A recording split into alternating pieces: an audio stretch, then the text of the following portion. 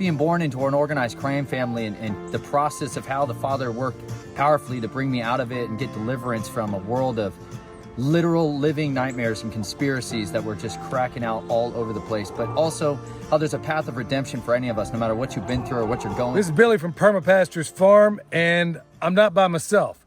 If you've listened to my podcast, the Permaculture Pimpcast, where PIMP stands for Permaculture is my passion, this is one of the guys I was talking to. He's like one of only three-time guests? Yeah. Ever. This is Mr. Nathan Reynolds, and he's got a YouTube channel also. He just happens to be right here, right now, at Billy's Jungle Palace of Love, here high atop the mountains in North Carolina. And he's basically at the conference along with Michelle and I and a number of others over at Mars Hill University. So that's all going on right now. He stayed the night here, and he's out here this morning helping us with the chores.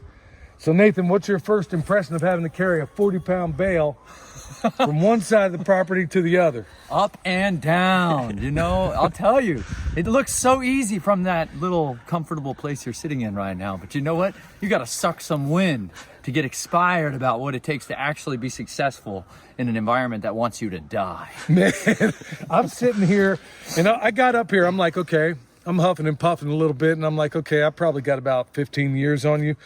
I get up here, and then I'm like, I could hear him huffing and puffing too, man. I'm not doing so bad. That's right.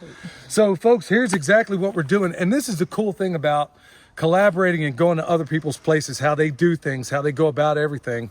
Right now, we're in a place where, of course, Milk Boy, he loves Nathan, of course. And look, if you ever wonder whether or not somebody's a decent person, put your dog around them. If your dog doesn't like them, you got to gizzo. So we're right here on a major part of this silvopasture area that's highly degraded, and we're trying to fix it.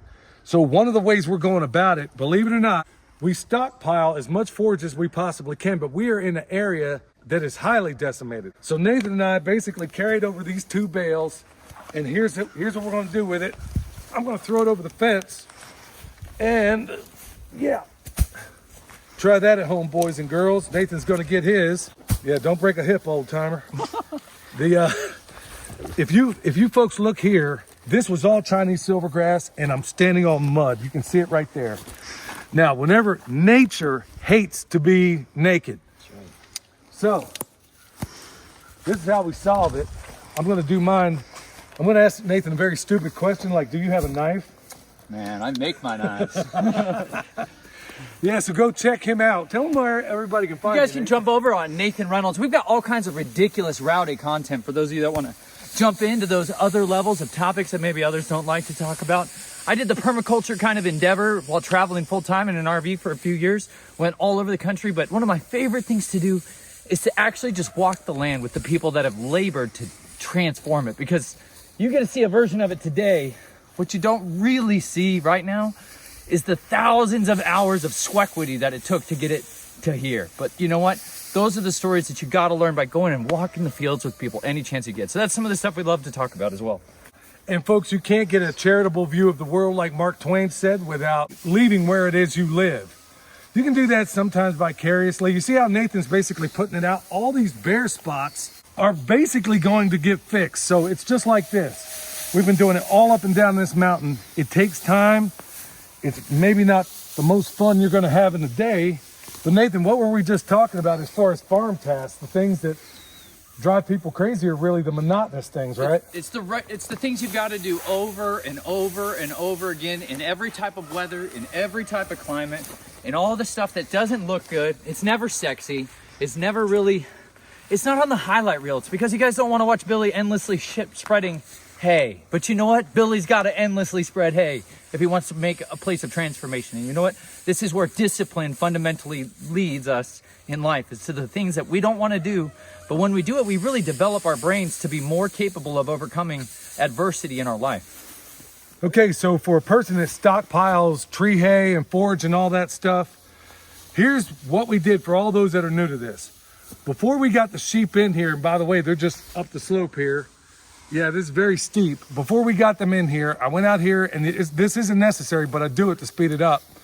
put down a seed mix that works well for us. Remember, not one thing serves a single purpose in permaculture. What we need to do is let their hooves stomp in some of those seeds, and now we're scatter mulching and feeding them all at the same time. So as you can see up the hill right now in the places that we've already done, they're eating, they're pooping, they're peeing, they're trampling. All that's happening, and they're doing our work for them. So this is basically a win-win all the way around. And the only downside is, well, what about the expense of the hay? Well, look at it this way. If I do this right and I put this hay down and it works out like all the other places we've done, I won't have to do it again. So it's an investment. It's basically an investment to your future self, like Paul Wheaton would often say. And that's exactly what permaculture is. Nathan, I gotta say, dude, you're light years better than those apprentices that came from town. You know, You didn't once say, hey man, this is too much work. Apparently you're used to hard work. the reality is, if you want something in life, you got to be willing to do the things that most people are uncomfortable to do. This is what makes somebody excellent in what it is. It's all of the hours put in doing the tasks that others would like to avoid. But you know what? By doing them, we really do transform our relationship with the people around us, and we become dependable. You know, I learned by going to people's farms and offering my work and labor as a means to stay there. You know, it was like, whether it's volunteering or whooping, and these were my ways to get doors of opportunities to open up to people that I saw excellence, and I wanted to imitate it, but I knew the reality was I could never imitate it by just watching. I had to go and do it, but I didn't have land. I didn't have my own property to deal with, so I went to theirs, and I offered to extend myself to them. And you know what? It taught me the most valuable lesson of all, which is sacrifice and the investment, like he's talking about. You're not going to see the fruitfulness from this today or tomorrow, but eventually the rewards come immeasurably so. Look, y'all, I'm just going to keep it real. For all the people out there, like Joel often says, we got a homesteading tsunami. And homesteaders can either be the best thing to happen to the land, or it can be the worst. I know a lot of folks are going out there, jumping at the first thing that jumps along, and you're thinking, oh my goodness, I'm going to spin around this way so you can see what's going on behind me. Look at this. We can be the best, or we can be the worst thing in the world. Watch out for that spotted one there, bro. He has a tendency to want to ram. Bro, I'd make the highlight reel if he took me down this hill. You know it. Everybody wants to see that right now. See this beautiful interaction that we're having? None of these creatures have peed on their face and rubbed it all over me this morning. I am so thankful for that. I can't even describe it to you. See, this tiny little wire fencing is keeping these wonderful sheep in. Sheep like to obey the voice of the shepherd. Goats are rebellious. Whoa. Yeah, that happens. That's authentic. That's how you know it was homemade. You know what I mean? This ain't no Tractor Supply shelf special. This is the real deal.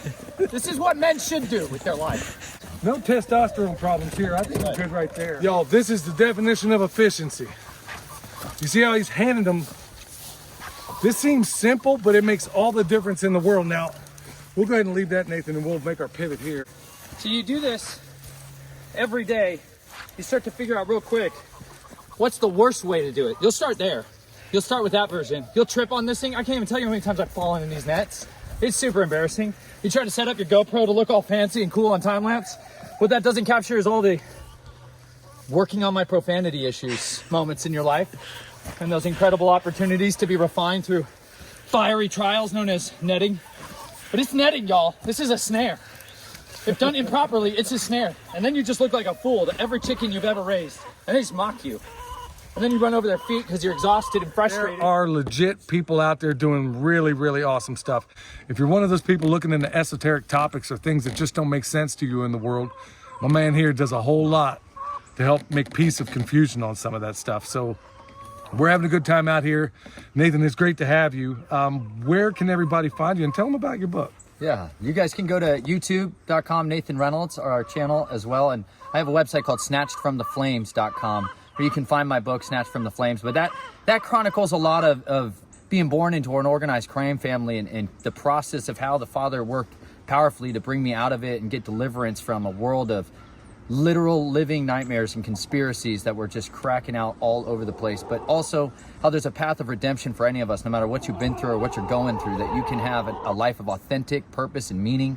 And so you guys can find that. I have an ebook, an audiobook available for there. Name your own price. You guys can drop it in there. And I also have an entire recording of the scriptures, because for me, the word is the thing that transformed me and gave me my identity and gave me my purpose. And by coming out to the fields, into the forests, into the farms, I got to learn these lessons that otherwise never really made any sense to me. They never had any meaning to me. But when I suddenly became somebody who was intimate with an understanding of the creation, it gave me a passion and a love for my creator. And I got to see his handiwork all around me. And you know what? The best place to see it is outside in his creation, working alongside people and sharing as co-laborers the wonderful fruits of the kingdom. I got nothing to add, y'all. Go check them out. You'll be glad you did. We'll leave the links for everything down below. Till next time, this is Billy, along with my man Nathan Reynolds from snatchfromtheflames.com, where permaculture is our passion. We'll see y'all next time.